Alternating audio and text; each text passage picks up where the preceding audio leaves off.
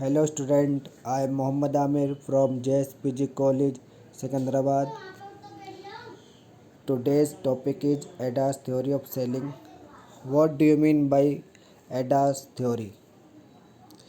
This is a main important theory of personal selling.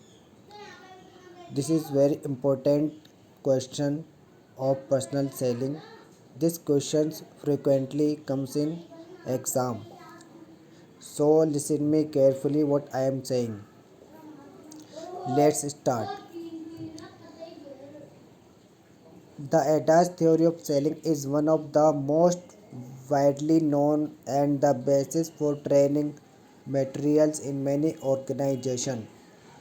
ADAS implies, देखिए ये ADAS word है, ये 5 word से मिलकर बना है। जिन मैं आपको इन जितने भी वर्ड्स हैं ADAS के अंदर उनको स्टेप बाय स्टेप मैं आपको क्लियर करूँगा, आपको समझाऊँगा। फर्स्ट स्टेप है ADAS में अटेंशन। एडास में जो फर्स्ट वर्ड है वो ए आता है। इस ये जो है इसका मतलब होता है अटेंशन। सेकंड आई, इसका मतलब हुआ इंटरेस्ट। और जो थर्ड पोजीशन पे आता है डी फॉर डिज़ायर।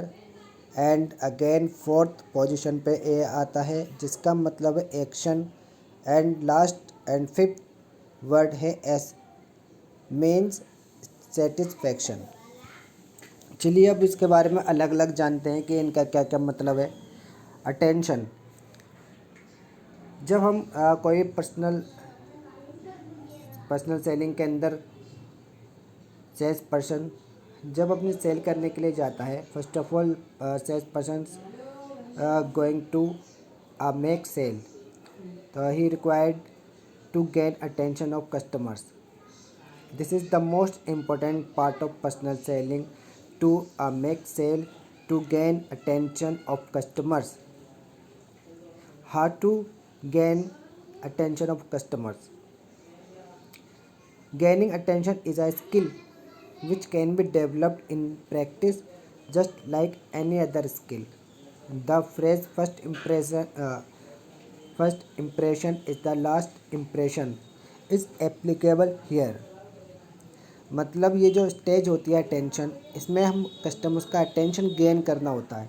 देखिए जब हम कोई भी सेल करने जा रहे हैं, कोई सेल्स पर्सन जब सेल करने जाता है तो उसका जो फर्स्ट जो काम होता है, फर्स्ट जो काम है उसका वो होता है कि किसी भी तरह मुझे कस्टमर्स का अटेंशन गेन करना है ताकि मैं आगे की जो टॉक है, जो सेल है, उसको कंटिन्यू कर सकूं। जब तक आप किसी का अटेंशन गेन नहीं करेंगे तो आप अपनी बात उसके सामने प्रॉपरली ढंग से रख नहीं पाएंगे।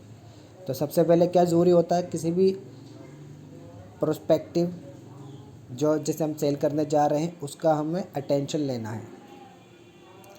तो इस वाली स्टेज को हम कह सकते हैं first impression is the last impression. अगर हमारी यही स्टेज, फर्स्ट स्टेज वही हमारी सही से हम उसको डिमोस्ट्रेट नहीं कर पाए, एक्सप्रेस नहीं कर पाए, तो हमारी टोटली जितनी भी, अगर हम कितनी भी ट्राई करेंगे लास्ट तक, तो हमारी टोटली फेल है। तो हमारी जो कोशिश होनी चाहिए वो ये होनी चाहिए, जो उसकी किसी भी तरह कस्टमर्स का किसी भी तरह में अटेंशन गेन करना है। The sales person nature attempt should be to make customer completely happy. Casual discussion is one of the best openers for the seller to gain customers attention by bringing it to the sale. The aim here is to put the customer prospect in the right frame of mind to continue sales talk. In order to participate in the face-to-face interview, the seller needs to convince the prospective customers. A good start to discussion can provide the stage for full sales presentation. In order to make the prospective customer aware their sales presentations, a seller must apply his social psychological skills. तो इसका मतलब क्या हुआ, totally हम जिसे cell करने जा रहे हैं जिस कस्टमर को, हमें उसको एक राइट, उसके जो माइंड है उसको हम राइट फ्रेम पर रखना है। राइट फ्रेम यानी कि जिसका माइंड है हमें उसको सेटअप करना है अपनी तरफ। जो भी हम प्रोडक्ट उसको बेच रहे हैं उस प्रोडक्ट की तरह उसका माइंड को हमें सेट करना है। अगर हम अपनी सेल को कंटिन्यू रखना चाहते हैं, जब तक हम उसको माइंड को सेटअप नहीं करेंगे, जब तक हम उसका अटेंशन को गेन नहीं करेंगे, तब तक हम अपनी सेल को अच्छी तरह प्रेजेंट नहीं कर पाएंगे। अब जो सेकंड पॉइंट आता है वो है इंटरेस्ट क्रिएटिंग। जब आपने कस्टमर्स का अटेंशन आपने गेन कर लिया है, अब हम ट्राई करते हैं सेल्स पर्सन, यानी कि मैं मान लीजिए मैं ही सेल पर्सन हूँ, तो मेरी जो कोशिश होगी वो होगी किसी भी तरह, अब जब अटेंशन मैंने गेन कर लिया, उसका इंटरेस्ट डेवलप करना प्रोडक्ट के अंदर। देखिए मैं आपको पहले समझा देता हूँ कि इंटरेस्ट कब डेवलप होगा। आपने उसको किसी भी तरह अटेंशन उसका गेन कर लिया है, आपने जेस्चर, पोस्चर, वेल ड्रेस और बात करने का तरीके से आपने कस्टमर का अटेंशन गेन कर लिया। अब बात आती है इंटरेस्ट। अब उसको कंटिन्यू कैसे रखना है, उसका जो इंटरेस्ट है उसको कैसे हमें डेवलप करना है। अब इंटरेस्ट डेवलप करने के लिए ज़रूरी है कि हम जो भी प्रोडक्ट बेचने जा रहे हैं, we are going to sell whatever product to the customers, we should have proper knowledge about that product. तो हमें उसके बारे में पूरी नॉलेज होनी चाहिए, उस प्रोडक्ट के बारे में जो आप बेचने जा रहे हैं। जब भी आप उसके इंटरेस्ट को बना पाएंगे उस प्रोडक्ट के अंदर। अब सपोज करिए we don't have proper knowledge about the product what, तो मैं उसको क्या समझाऊंगा, what will I make them understand. तो मैं क्या समझाऊंगा उसको जब तक मुझे खुद ही नहीं पता उस प्रोडक्ट के बारे में, तो मेरी जो कोशिश है वो सारी बेकार है।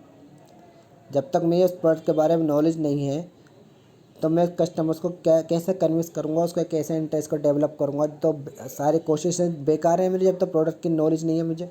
तो इंटरेस्ट डेवलप करने के लिए ज़रूरी होता है कि हमें प्रोडक्ट के बारे में पूरी प्रॉपर नॉलेज होनी चाहिए। चलिए अब देखते हैं, इसमें पढ़ते हैं।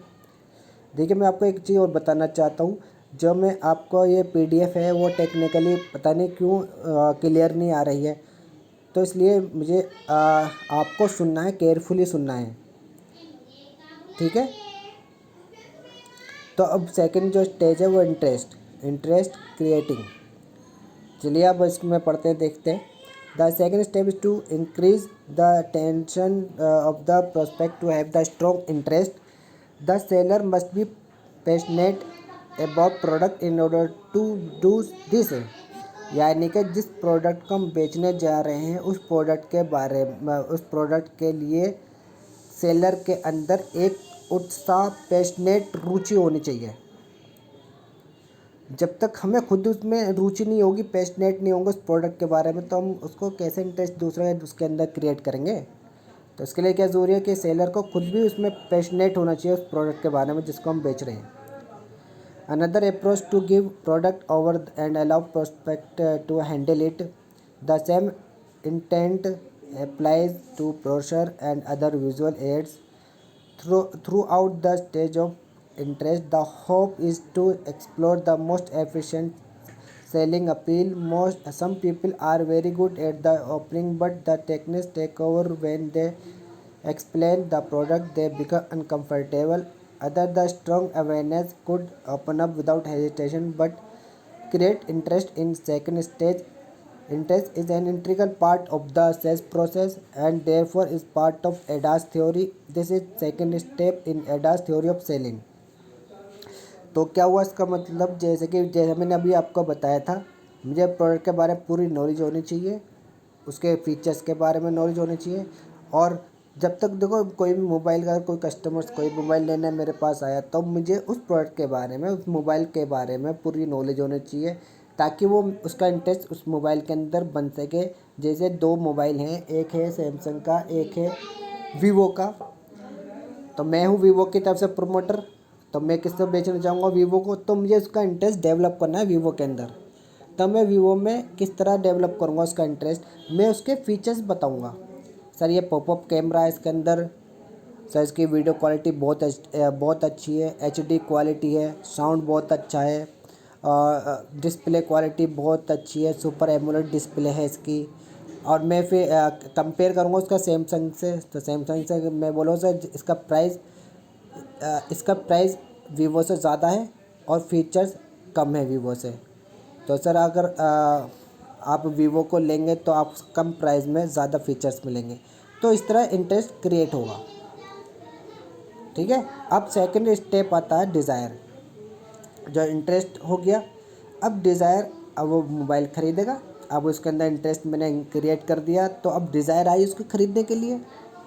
तो क्या हुआ थर्ड स्टेप के अंदर, ये जो पॉइंट है वो इसमें कस्टमर तैयार हो जाता है मोबाइल ख़रीदने के लिए।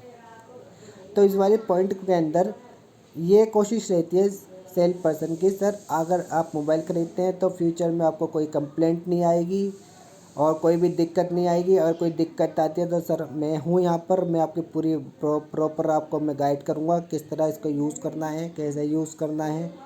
अगर फ्यूचर में कोई प्रॉब्लम आती है तो मैं ये जो डिज़ायर है मैं उसको मैं डेवलप करूँगा उसके माइंड के अंदर कि वो तुरंत वो मोबाइल ख़रीद ले, और वो इस तरह मजबूर हो जाए उसको ख़रीदने के लिए कि मैंने इतनी देर क्यों करी इस मोबाइल को ख़रीदने में।